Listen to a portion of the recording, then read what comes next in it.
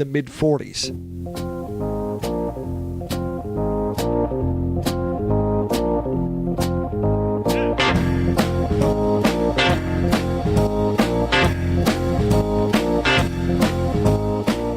And good morning, McMinnville and Yamhill County. You are tuned in right now to the root of it. That's right, Ray. I am Kyle, and we are your Yamhill County Master Gardeners, and we are here to disseminate the information that we get from the Oregon State University Extension Office. But more importantly, we're to tell you that there is a lot of fog out there, right, Ray? Oh, very foggy. Very dewy morning. Had to actually squeegee off the window to get out of the old parking spot. Ick. Yeah, better than having to scrape it, though. Oh.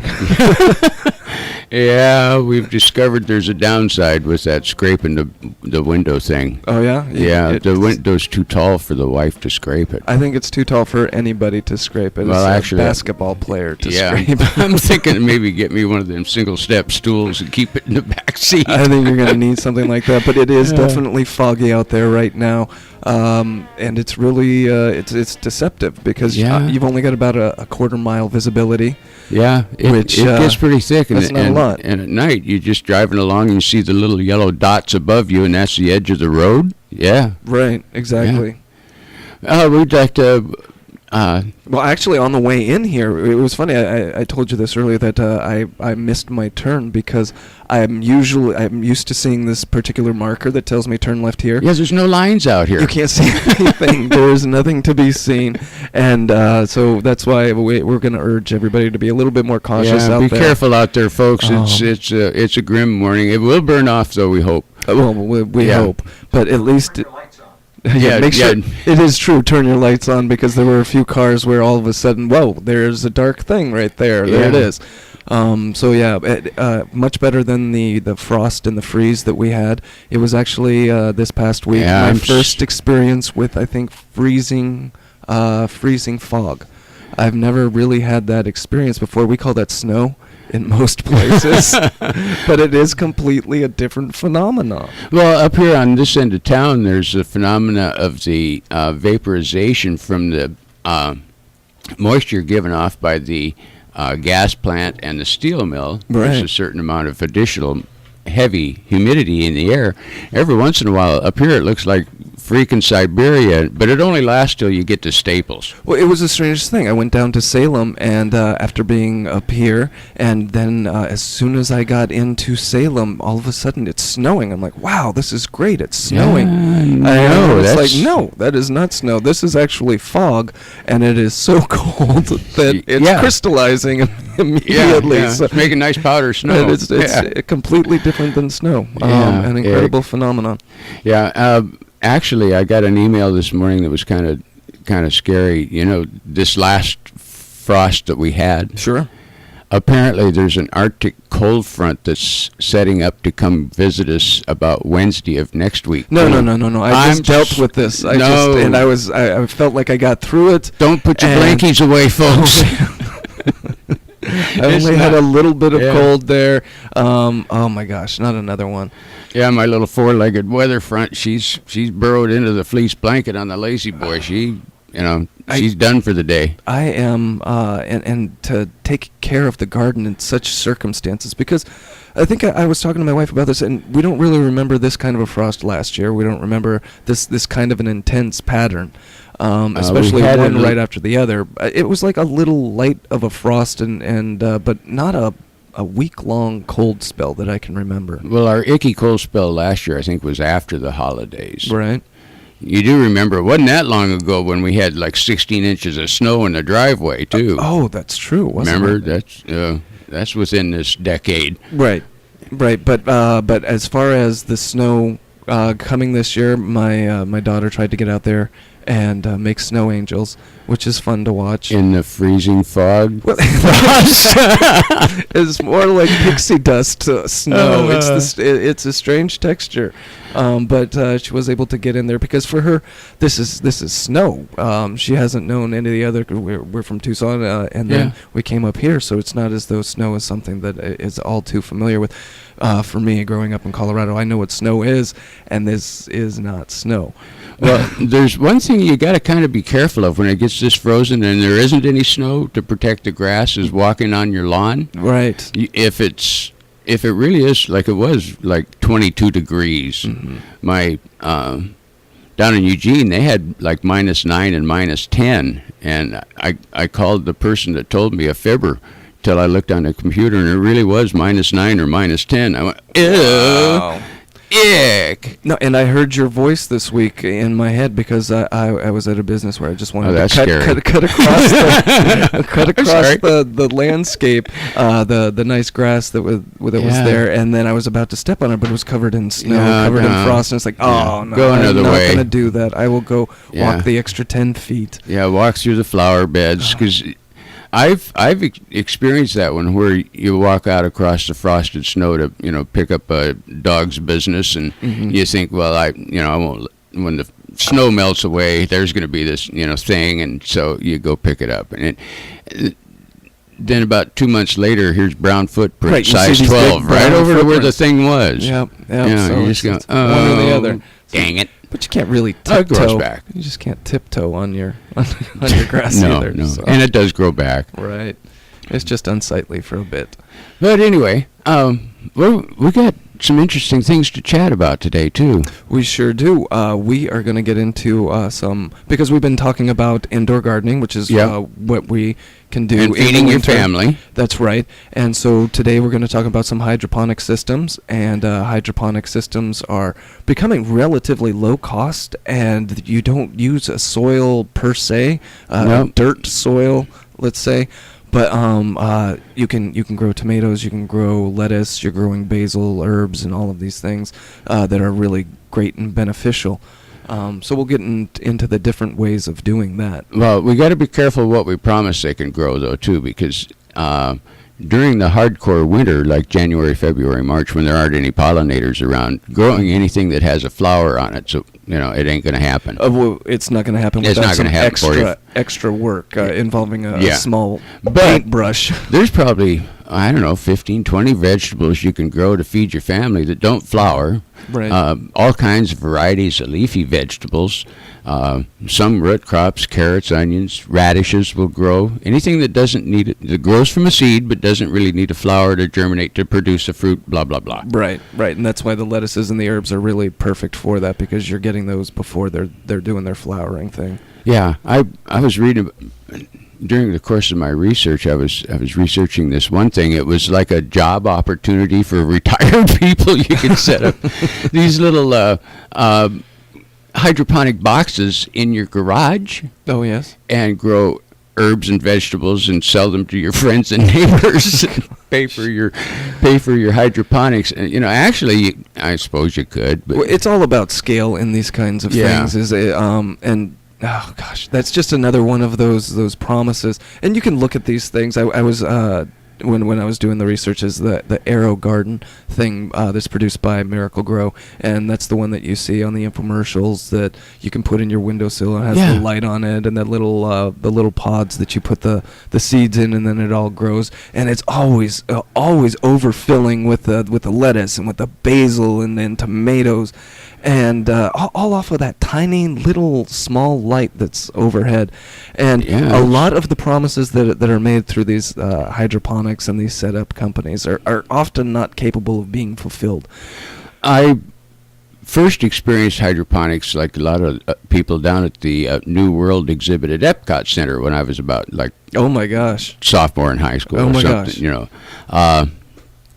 where the tomatoes are going by on a rack hanging upside down, and the roots are misted, and then they pick the tomatoes off because they all hang down. And It's all very lovely and mechanical, and you float Perfect. around in It's a little boat absolutely through the perfect. gardens. Right, and, exactly. Yeah. That's not what we're talking about, No. folks. We're talking about something no bigger than the kids' plastic swimming pool. Right, not a commercial, grow house where they have just gobs and gobs of medium. Yeah. But you can do these things. However, you got to go in with it, not thinking that you're gonna feed a village with what you can do in a small little confined hydroponic. You can do more than usually with the soil in the same amount of area, and it is relatively cleaner. Because you're not dealing with the dirt, you're only dealing with the water and the necessary nutrient chemicals that you're putting in there. Yeah, we're talking like less than 40 square feet of space. Wow. Something 6 by 6, and maybe a foot deep. Mm-hmm. You can put it on one side of the garage. The place I was thinking was like down in my catacombs in my storage area. Yeah. There's a 8 by 10 space there that could Plenty easily. of room. Oh yeah. Plenty of space. Especially with the developments that I see in the hydroponics where they're putting you have the wall features and just the amount of stuff that you can grow in the space. But you think you could support yourself with I could small add to the dietary, to the shopping list pretty adequately. Oh, you believe? Yeah. Yeah, I really think I could. It's and there's even a sump pump down there because with my luck, That's right. You're down there, down on the bottom floor. I could drown the whole bottom half the foundation. Yeah, right. No, we're not going there. To flood it, you just ebb and flow with the sump pump. Yeah. No, and to power the water systems is just like a $12.95 fish tank pump. I mean, it's not expensive parts. It is pretty inexpensive when you look at that. The thing where you're going to get into the most expense is the lighting system that you probably choose, and that's why we talk about fluorescent lights being a great option because they're low energy consumption, and they put out usually enough light that's all the plants need. But you can get into the bigger metal halides, sodium. Then you're talking $300 or $400 just for a bulb. Right, and then you're dealing with 1,000 watts, 400 watts, and that can add up to your energy, and that doesn't help your food bill go down. Somebody looks at your Mac water and light bill and comes over and arrests you for right, exactly. growing lettuce. Right? Okay. And we laugh about No. that. But honestly, when looking up some information for this, you just try and Google hydroponic herb garden and see what automatically pops up. It's incredible. You get arrested for harvesting my radishes. Right, exactly. No. That's no. We're not talking that sort of stuff. No, but it is feasible. It is feasible, and we'll go ahead and we'll jump into more of this. But we'll take a break right now. If you have any questions on hydroponics, indoor gardening, give us a call. The number is 503-435-1260. That is 503-435-1260. You're listening to The Root of It right here on KLYC. 60 KLYC, and we want to thank Recology Northwest Greenlands for helping bring To the Root of It back to you here on AM 1260 KLYC. And with us right now is site lead Nick Olheiser. In fact, we're standing in the yard at Recology Northwest Greenlands. Nick, thank you for sponsoring the show. Thank you, and it's great to be here today. Let's talk about the redistribution, reallocation in the company. There's been a little bit of changing of names and so on and so forth. Explain what's going on. Yeah, we were actually bought out a few years ago by a company named Recology out of San Francisco. Essentially what's going on out here, there's just been a restructuring within the company. We are now more part of an organics division, which is allowing us to kind of centralize and hone in on the composting part of it, the phase that we want to be in. It kind of allows us to just share and reincorporate our knowledge within that and really build off of that. So if you're driving by WOW over here by the fairgrounds, by the Shell gas station, and you're looking for compost, and they're looking to supply compost needs for large and small producers. So even if you're the small home gardener and you just want a bucket or two, you can come down and get that. Yes, absolutely. We're located over here on Orchard Avenue. You pull in, we have anything from rock to bark dust to soil blends to just straight compost. Tell me what's unique in what you offer here to the public. What really sets us apart is the in-depth retail yard that we have. We have multiple products that a lot of other places aren't able to provide. One of our more popular features is the green waste pile. You can bring in any kind of yard debris, grass trimmings, branches, anything like that, and recycle it here. And then from there, it's reincorporated into the process, and in a couple months, it comes out as compost. What are your hours, and when can people come by and pick up some compost? Our hours are Monday through Friday, 8 to 4, Saturday, 9 to 4. Anytime in those hours, come on by. We got a friendly staff, always on hand, ready to help out and answer any questions in any way they can, and get you any kind of needs you have. What are your price ranges? Price ranges for compost, pretty much all of our products, anywhere from $20 to $30 a yard. We do half-yard increments. Soil blends, same thing. We also have custom blend services that we do. There's something that on site that you don't see or that you can't find that you want, we're able to blend it up for you right there and get you exactly what you need. Do you have Facebook, a website, and a phone number? We don't have a Facebook currently right now. We are working on that. Our website is Recology, or is OregonCompost.com. Sorry, just OregonCompost.com. And phone number is going to be 503-434-1671. Recology Northwest Greenlands. We're talking here to Nick Olheiser, and they're bringing To the Root of It here on AM 1260 KLYC. From the really great beer brewed in the room next door, to the tantalizing menus of pulled pork, Reuben, or try the bangers and mash, local sausage grilled to perfection, served with hand-mashed taters, caramelized onions and peppers. And tomorrow, there may be another surprise on the menu. You've arrived at the Granary District and the Grain Station Brew Works. For lunch, dinner, kick back and watching the game, or enjoying a brew with some friends. You can't beat the unique, historic old barn feeling for taking a break and having a good time.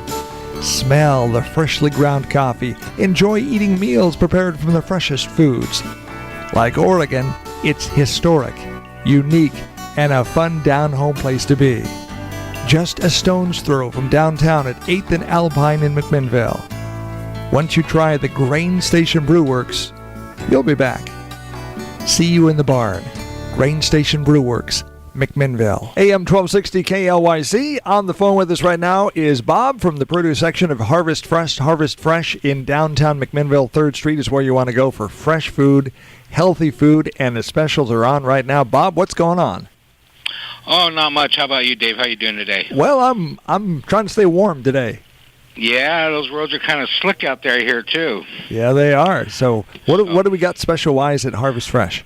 Well, let's see. I want to start off with our holiday gift baskets right now. We got, every year we have 5 different sizes of fruit baskets, and I'm going to offer something to the radio listeners that I don't really offer to the general public. So if anybody that needs a fruit basket comes in and says, hey, I heard you on the radio, and I want to order a fruit basket, we're going to give them 10% off their fruit basket. All right, 10% off when you heard it on KLYC. Correct. Any size, and all you got to do is say you heard it on the radio, and we'll give you 10% off when you place your order. All right. Another thing we got that's really a nice item this week, we got fresh poinsettias. We got small, medium, and large, and they are $5 to $20, and they're really nice-looking poinsettias, so if you need something for great decoration, we got that for you. Over in conventional produce this week, the citrus took a real hit this week out there in the produce world. I don't know if you heard about it or not. Oh, boy. But I think prices are going to really reflect the damage here very shortly. They're saying that they probably lost 50 to 75% of the Satsuma crop. The little cuties, probably 100% loss. Ouch. Navel oranges, they're saying was damaged severely. So they're still evaluating the damage. But I can tell you it's probably not far from seeing a price increase on that kind of stuff. So why the citrus is good and the prices are good, I invite everybody to jump on board and come down for that kind of stuff. But this week on ad, we have cauliflower at 99 cents a pound, I'm sorry. We have broccoli crowns at 99 cents a pound. We also have the ambrosia apples. I'm running them again a second week at a great price, 89 cents. They're normally $1.99 a pound, but it was such a hit last week, I was able to secure more product for this week. Over in the organic section, we have Lacinido kale, which is also considered Italian green kale, at $1.99 a bunch. We have organic cauliflower at $1.49 a pound. We have Cara navel oranges on sale for $2.29 a pound over in the organic section. And that's about it for this week. Okay, so don't... And we do got some hot meat items. I forgot about those. Oh, go ahead. We got fresh true cod at $6.99 a pound. And we have Harris Ranch Terrace Majors at $7.99 a pound this week. And, of course, don't forget 10% off the gift baskets when you say you heard it on KLYC. Yes, sir. Bob, stay warm and keep doing what you do at Harvest Fresh. Hey, thanks, Dave. You guys have a great day and stay safe. All right, you too. Harvest Fresh, downtown McMinnville on 3rd Street. Say that you heard it on KLYC. And if you're looking for great specials, healthy food, the place you want to go is Harvest Fresh, downtown McMinnville.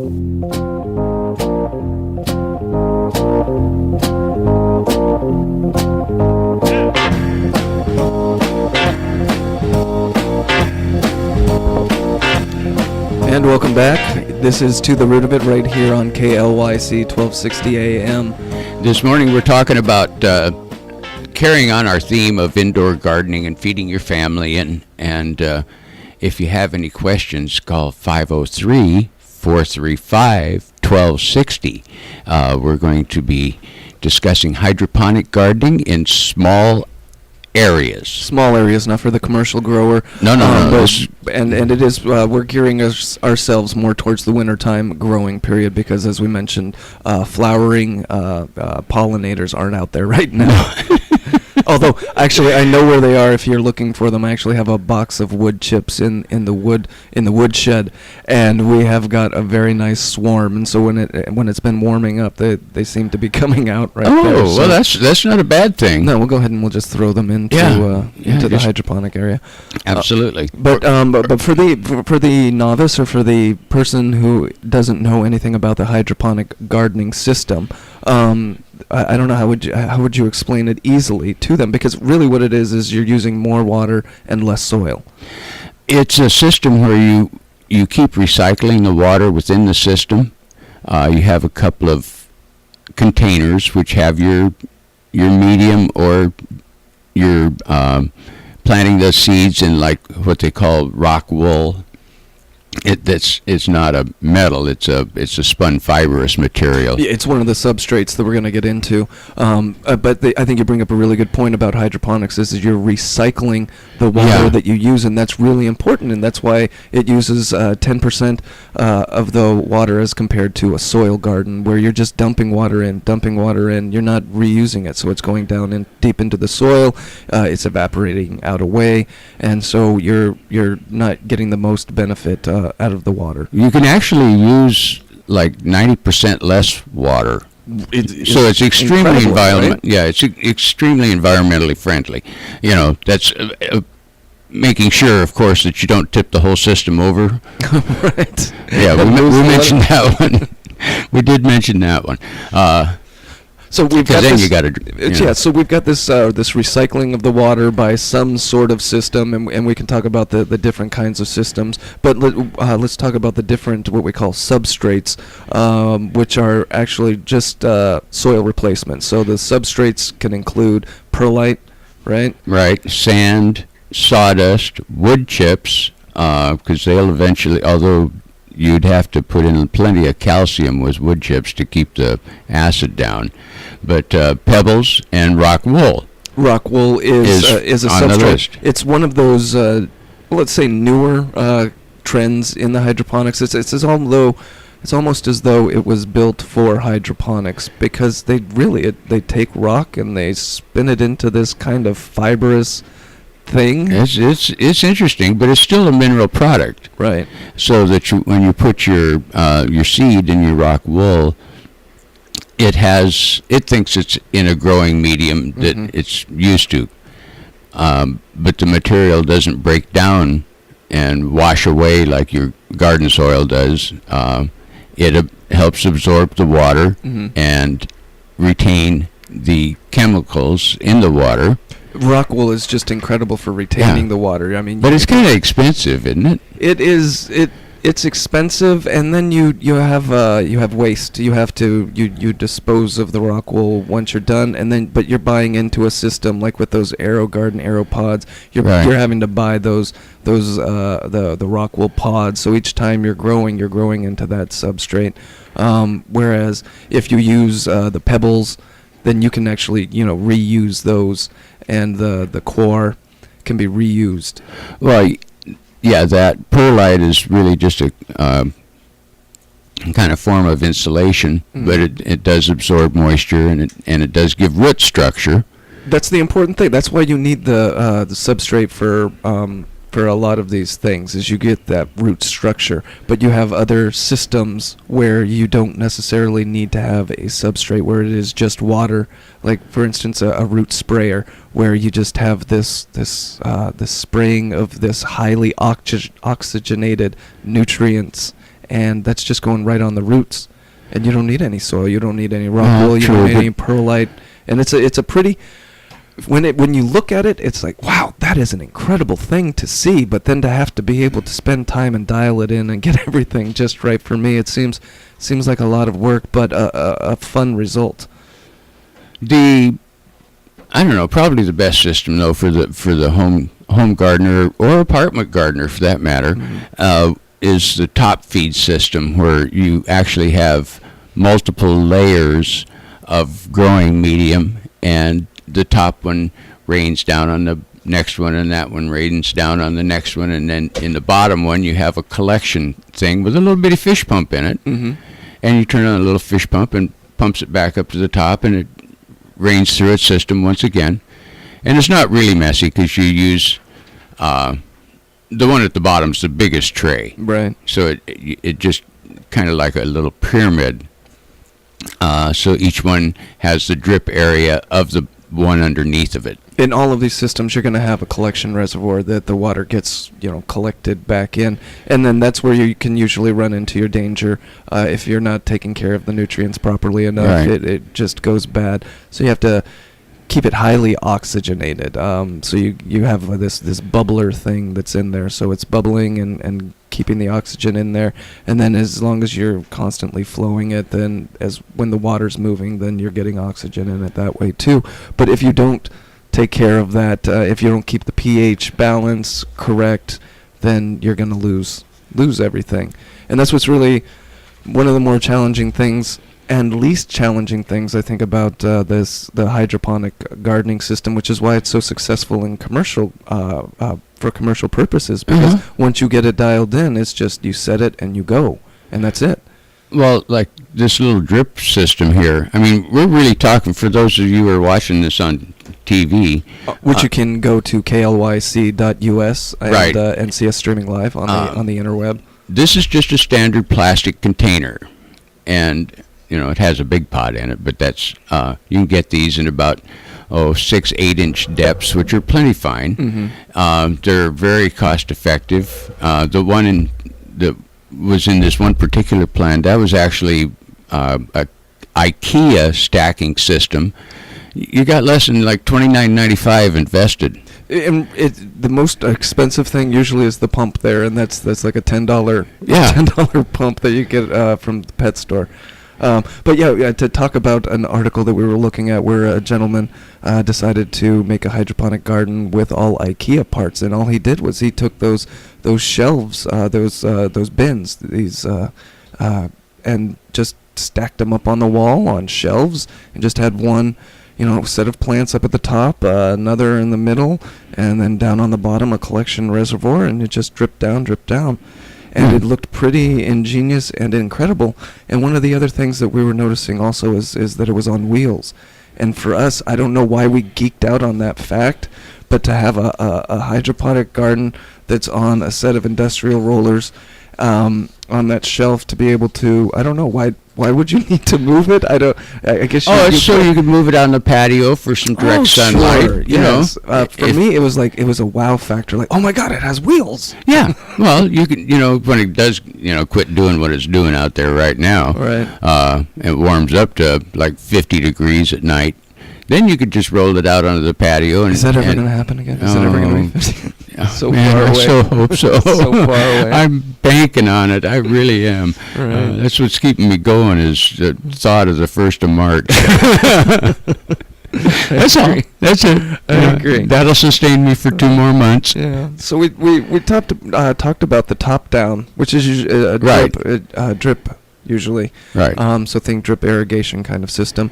And then they've got this NFS style, which is essentially a grow tray, which is what it looks like. Yeah. And then you just you recycle the water; it just flows into there, and you just have roots developing on the bottom of this tray. And if you've ever seen hydroponic roots, they're incredible. They can get really long. I was watching this video about tomato industry. And those roots were like 6 feet long and beautifully white and didn't look an inch of diseased or anything. No, because, like you don't have pollinators, you also don't have bad bugs. Right. Which, right. If you have a controlled environment, you can control your environment. If you get a little white fly or something, you know it right away. Right, exactly. And you can take care of it with some horticultural oil or something of that nature so you don't poison the kids. Mm-hmm. Yeah. But you also, if you're sticking this in the garage, though, you've got to worry about your heating there during the winter. Yeah, it's kind of got to have a warm area to happen. If you use, like in this one plan, he used those like closet lights. Mm-hmm. According to the picture, there's little short neon closet lights, and that's actually a 40-watt tube. It's plenty to. They can get a little bit warm when it's on. Yeah. Yeah, so that the heat from that will actually. I mean, it's going to be slow. It's not going to come springing up out of the plastic tray for you. Right. But, it will happen. Mm-hmm. Like when we sprouted those little poppies that we froze a couple of weeks ago, they sprouted just fine under just the light of light, right? Just the light of a cheap tube. Yep. So it does require light. It does require water and nutrient. It does require something to support the roots of the plant. The grow tray that you were talking about, I first kind of feared root rot. Right. But it's set at a slight slope so that it has a natural drainage down to the end where the water collection system and the pump is. Which is also a really great point to bring up, because you don't want these roots soaking in the water. That's not what these are, because the roots have you just want the water to run by. They need oxygen, and so if it's a hydroponic system where they're spraying on the roots, the water has a lot of oxygen in it, and the roots aren't constantly wet. But if you do get the roots just soaking in water, then you're going to get root rot, and you're not going to be successful at all, because they do need to sit in the oxygen. Yeah. So they'll stay moist in these systems. The roots won't get, you don't want them to get completely dry, but you want them to be exposed to some air. Well, they actually aerate it, make little bubbles by the roots. Yep. And turn on the bubble machine. It looks good. Yeah, and that's what helps break up the water system and also keeps the chemicals stirred up, so you have an equal balance of chemicals to your root system, and provides oxygen to the root system. Right, it keeps the microorganisms in check, keeps the bad ones from progressing, and that's really what you need. To speak to that, you don't want those roots soaking. No. I really like this one that has a collection system at the bottom, and then it pumps back up to an actual drip irrigation system. And the drip tubes are only like maybe 12 inches long on the first tray, and maybe 16 inches long on the second tray, and then maybe 18 or 20 inches long on the bottom tray, and it just filters right on down through. It is the slightest slope that you would need for that. And what we're talking about is the the NFT system, which is the nutrient film technique, which is you just have a plastic film on the bottom, essentially. Huh. And I think that works simply enough. And I can see this working as we were talking about, even as a winter herb garden in the windowsill. I think that this would work pretty well because you've got it just draining all the way down, and you could even reuse the water that way. It would. Yeah, it would. Yeah. And there's a lot of commercial systems. I mean, a lot of the vegetables we eat, when it says hydroponically grown, these are greenhouses miles long, though. Right. This isn't windowsill cropping. This is, whole fields of hydroponic gardening. So the system can be, anything that big can be miniaturized.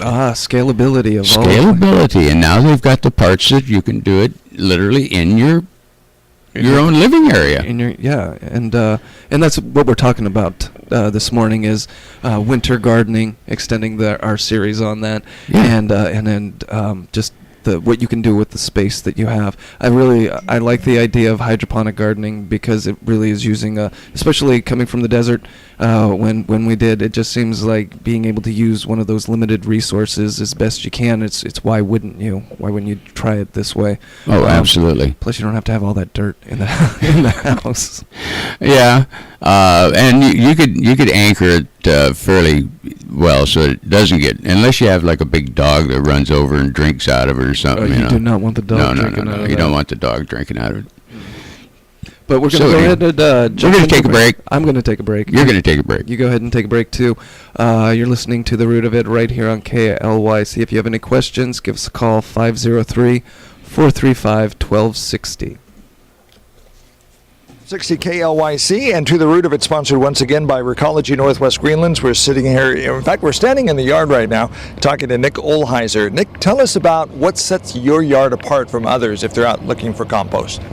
Wide range of products available to the public. We have anything from rock to bark to all kind of soil blends to straight compost. We offer services such as the concrete mixers. We also have a blow-in service where the truck will come out and blow the bark in or compost for you right there. And when we leave, it's like we were never there except the product's there. Now they're right across here, just down from the fairgrounds, right across from the Shell station, right next door to WOW. So if you're bringing your old TV sets and so on and so forth in to get rid of them, old computers and such, we're just to the west of that. Correct. We're located over here on Orchard Avenue, 2200 Orchard Avenue. When you pull in, you'll see the signs. You'll see the big green bunker tarps, keeping your soil dry and ready for you all winter. What are your hours and phone number? Hours are going to be 8 to 4, Monday through Friday. On Saturday, it's 9 to 4. Phone number is 503-434-1671. All righty. Anything else you want to tell the folks? We got a friendly staff here ready to answer and help you guys out with any kind of needs you have as far as landscaping and garden goes. Come on down, come say hi to us, and we'll help you out from there. So if you're listening to tips that the guys are talking about on To the Root of It, and you need some composting, maybe you just need a little bit, maybe you need a lot, come on down and check them out. Again, the address? 2200 Northeast Orchard Avenue. And the phone number? 503-434-1671. Nick Olheiser talking to us. We're here at Recology Northwest Greenlands, and they bring To the Root of It back on KLYC AM 1260. Now back to the show. There are times you simply need a friend, someone who will stop and listen to your needs. Macy & Son have a heritage of helping Yamhill County residents in their hour of need.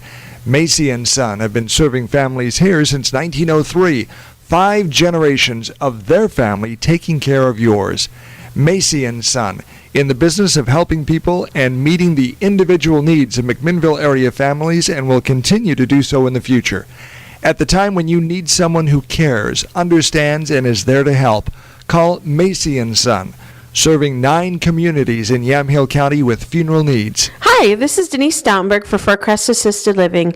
At Fircrest, our goal is to create an atmosphere of joy where fun and camaraderie are a part of each day. As a resident of Fircrest, we will work with you to provide care and services you select to maintain your current level of independence. If you are ready to write the next chapter of your life, let us write it with you. Together, we can make your story all about you. For more information, call 503-472-2200 or visit our website at www.fircrestcommunity.com.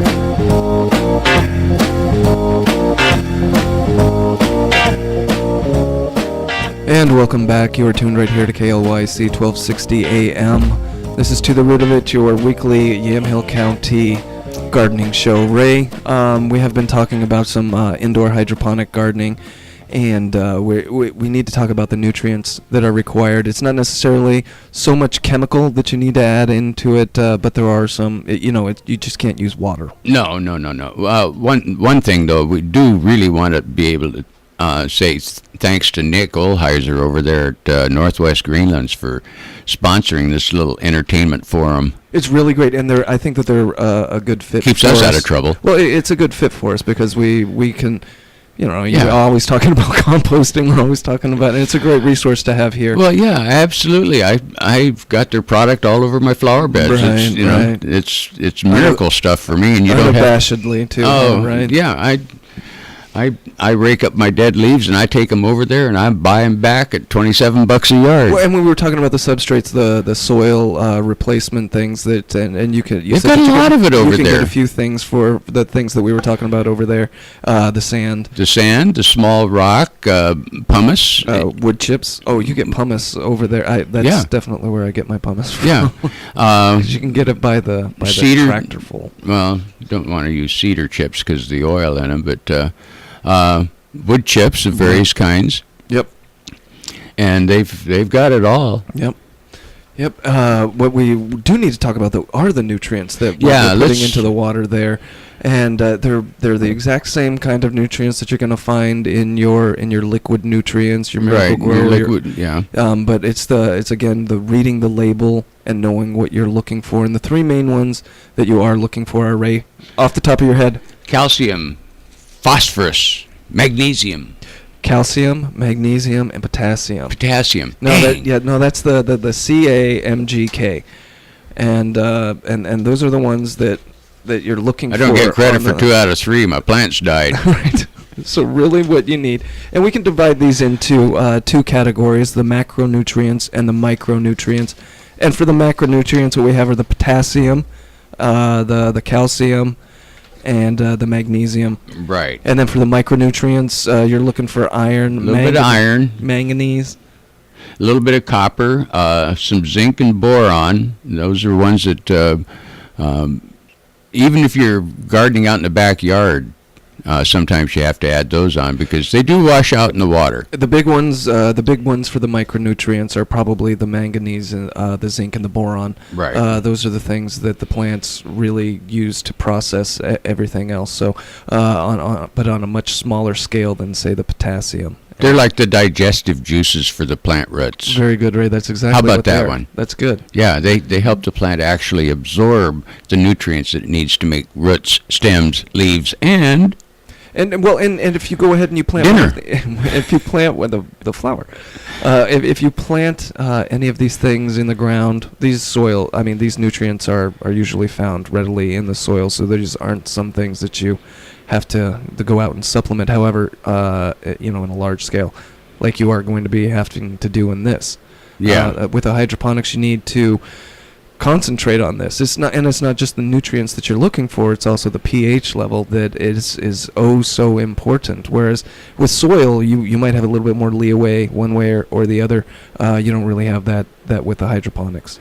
Well, we're not talking a lot of chemical. We're talking like dropperfuls. It's the dilution, the parts per Yeah. million dilution rate of these things is so extraordinary because it really is. It amounts to a few drops in a gallon of water. Yeah, when we're only talking about 2 or 3, maybe 4-gallon systems. Right. For the most part. For the most convenient part, for the little wall gardens and things of that nature, or the one on the wheels. Mm-hmm. Mm-hmm. These are very low, and I won't say low maintenance, but low water usage. Let's put it that way. Right. There's just enough to transport the nutrient through the system. And the nutrients are they just need to be carried by the water. So right. The plant is using more water than it is nutrients, and that's why the dilution rate is so high with these things. And it can be cost effective if that's the case. Yeah. So more so than the soil products out there. But to re-energize your system, you'd only put it in like maybe a couple of cups of water at a time. Oh yeah. I mean, we're not. We're not moving the garden hose in the living room, Ma. I swear to God. No. I mean, if you're dealing with like a 5-gallon system, you're filling that gallon thing. Maybe a gallon every 3 days, a gallon a week. It depends on probably how much you're doing, but it isn't a lot. And with enough light and care, though, you can be eating lettuce. Small batches weekly. Well, we should talk about that because one of the control mechanisms that you have at your disposal is light, and if you're not, tied down by the sun going down when it does, right. as we are in the winter, if you can control those to 16 to 18-hour days of artificial light, then you've got the growing. Yeah, the plant thinks it's midsummer. It has no idea. It don't care. It's trapped indoors. It doesn't realize it's gray and yucky outside because it's got a perfectly nice little nutrient base that it's setting in. And I was looking at a chart that, it just shows the dramatic difference that one cloudy day in a growing season can make on the plants. And you don't have that issue in such a controlled environment indoors. That's how a lot of plants control their the cycling of their seed production. A lot of your perennials will go as the day gets shorter. They start, roses start making rose hips and things of that nature, and things start going to seed because the daylight is shortening. But and plants can do their growing up to 18 hours a day. I mean, supposedly some of these things could go on for 24 hours. You just leave the light on constantly and see where that takes you. It's incredible what you can do with light control. Well, you drive out along I-10 there in LA and you see these glowing hydroponic gardens out there in the desert. They do grow 24/7. Yep. The tomatoes we get in the supermarket when those delicious white tomatoes. Yeah. No, I was thinking of the red ones on the little stem that say hydroponically grown. Oh yeah, the vine ones, the ones that always have the vines. Yeah, always have the vines. But anyway, it's a good way to grow things, I guess. Speaking of growing things, why don't we going to go over here right now? You've got this because we've talked about bulbs and bulb care, and it's a big thing. So you've got this pot of actual, I believe that's dirt. To switch from soilless products to this soil. is not hydroponically grown. This is stored in the garage. Yeah, what we're going to do today is, earlier we were talking about making spring pots and leaving them over winter, let them, go through the natural cooling cycle in the soil, and so the bulbs, come springing. Because bulbs need to hit that freezing temperature for them to kick in and say, oh, we're going to go for another season. Yeah. And so you're going to go ahead and get that set up right now. Yeah, we're going to try to do this When you came to me, you actually said that you were going to go ahead and dissect this pot, and I pictured you were going to cut it directly in half. But all you're doing right now is emptying a pot of dirt into a plastic bin. And, wow, I'm just looking... like that. Just like that. It just came right out. And look at all the roots in it. It looks like your soil's a pretty good moisture, and you have a whole bunch of roots that are sticking out there. Been doing. Yeah, I can tell. So they're producing the roots. So aren't we disturbing them right now? Because you've got, what is that? Oh, they're not really waking up. You've got 5 bulbs in there, and then each one has tiny root hairs that are forming nicely around the pot base. Yeah, this is actually almost getting a little root bound. It'd be a good idea if I did break it loose and kind of get them restarted. But surprisingly enough, the bulbs are nice and firm. Okay. And these are tulips. Okay. They were given to us as a housewarming present like a year or so ago. And congratulations. Yeah, yep. And nope, even that one's. They're all nice and firm. And I'll take and those roots colors are beautiful color too. They don't. You were seem talking browner. about the pure white, right? Exactly. Oh yeah, that's a really nice color. I don't see anything root rot, nothing going on there. Nope. And they've just been sitting there. They've just been sitting on the patio, right? Back underneath the roof a little bit, so they don't get overwatered and so they don't get any really direct frost. Yeah. But here I'll. Check this out. See, these are all roots from these guys, and this one's even got a little sprout on it. Yeah, There we go. Yeah, this one. Now that my hands are dirty, we're getting our hands dirty right now. This one's good. That's great. And this one's not so much. So you're actually looking at every bulb that you have there, and we're looking at 5. Really, they're kind of large-sized bulbs. They've divided over the winter. True. This one was a single bulb. He's a 2. This one's got a new bulb started off. Well, here, let's point it at the camera. This one. See, this was the original bulb, and here's 2 more bulbs starting on this one, and they'll be blooming this year too. So it's good to see what we got going on in here. Yeah, and what are you going to go do with the bulbs now that they're out of their pot? Put them back in the pot. You're going to put them right back in? Yeah. Yeah, they're fine. They're all hunky dory. There's nowhere else you want to put them? Okay, funny. Yeah, and so far the deer haven't eaten them. But anyway, I've got my hands all dirty. Well, that's what I told you. No, that's why you've got a scarf there. You've got pants right there. This is what we do. We get dirty. Yeah, that's I'm a gardener. I got a laundromat. We get dirty. Yeah. So that honestly, that looks pretty good. Your bulbs are very healthy. I have a friend that just planted her allium. You're gonna have to help me with this. I always get her allium. Yeah. Or alliums. Just a couple of weeks ago. And I would be interested to see if there were any roots or anything like that going off of those. Well, I wouldn't be a bit surprised.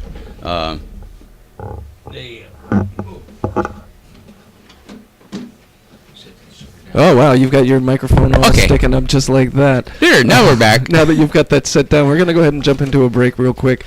You are listening to 1260. KLYC, and we're going to have to clean up. And that's what's going on in my garage, folks. We're going to have to go ahead and take some time to clean up. All right. AM 1260 KLYC, welcome to The Root of It. Back to the show in just a moment. We want to take a moment to thank Recology Northwest Greenlands and site lead Nick Olheiser. Recology Northwest Greenlands is here to provide the mulch and the compost you need for your garden or even your larger operation. Nick, glad to have you with us on the show. Thank you. It's great to be here. So tell us the products that you have to offer the public. Well, our main golden gem is going to be the compost that we actually produce here on site. We offer yard debris service. It's dropped off. From there, it goes through the entire composting process, and there we're able to resell it to the public or to some of the more commercial type businesses. We also offer a wide range of rock and soil products to the community, as well as bark dust as well. So I noticed if people want to get rid of their clippings, their leaves, their lawn mowing debris, and so on and so forth, they can bring that in here. Is there a charge for that? Correct, there is. There is a $6 per yard charge. However, if you already have garbage service and you're located in the city limits of McMinnville, Lafayette, and Sheridan, I believe, it's already incorporated in your bill. So you just come in, let us know your address, and from there we can help you out and get you going from there. So again, we're right next to the WOW drop-off site. So if you're dropping off your computers, recyclable materials, plastic, TV sets, and so on and so forth, we're just west of the site you do that. And there has been a name change and kind of a redivision of the company. Could you explain that a little bit? Yeah, a couple years ago we were bought out by a San Francisco-based company called Recology. From there, we've kind of done a little bit of a restructuring within the company, and we've now fallen under more of an organics division. With that, it's allowed us to kind of hone in and centralize our knowledge on the composting operations of it, and move forward from there and try to provide the best product that we can and at the cheapest cost we can. There you go. Recology Northwest Greenlands, a sponsor. Have To The Root of It again. What are your hours? It's going to be Monday through Friday, 8 to 4, and then on Saturday, 9 to 4. And your phone number again?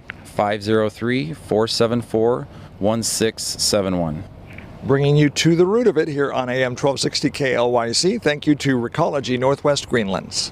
We play your favorites. KLYC, McMinnville, Willamina. Are you looking for a car but you want a reliable, good used car you can afford? If that's what you're looking for, there is a new auto dealer in town, Christensen Auto Sales. We're selling affordable cars, nothing on the lot over $59.95. We can finance anyone in-house, buy here, pay here. Credit needs fixed, we can take care of that. Get you in a nice car, dependable car with low monthly payments. Christensen Auto Sales, 3080 Northeast Highway 99W near Cascade Steel in McMinnville. Call 503-687-2080. That's 687-2080. AM 1260 KLYC. If you would like to buy a copy of Honor Flight One Last Mission and you were not able to attend the showing the other night at the Elks Lodge, you can stop by J&W CarStar Collision Repair Center and buy your DVD copy for $20. All of the money goes to help send World War II veterans on an honor flight to Washington, D.C. J&W CarStar on Lafayette Avenue in McMinnville. Their hours are Monday through Friday. You can stop by from 8 a.m. to 5:30 p.m. Again, J&W CarStar Collision Repair Center is the place where you can buy your copy, your DVD copy of Honor Flight One Last Mission. And we're back to the root of it for a little bit.